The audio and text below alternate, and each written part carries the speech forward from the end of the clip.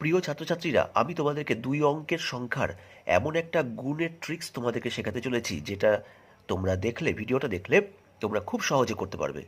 দেখো, এখানে দুটো শর্ত আছে। প্রথম শর্ত হচ্ছে সংখ্যা দুটোর প্রথম ডিজিটটা সেম হতে হবে। যেমন ধরো 47 আর 43, প্রথমে দুটোই 4, এবং তারপরে হচ্ছে পরের দুটো ডিজিট যোগ করলে 10 হতে হবে, অর্থাৎ 7 আর 3 যোগ করলে 10 হয়। এইটা যদি হয় তাহলে তোমরা কিভাবে করবে? দেখো, প্রথমে এই 4 আর 4 এই দুটোকে গুণ করে দাও।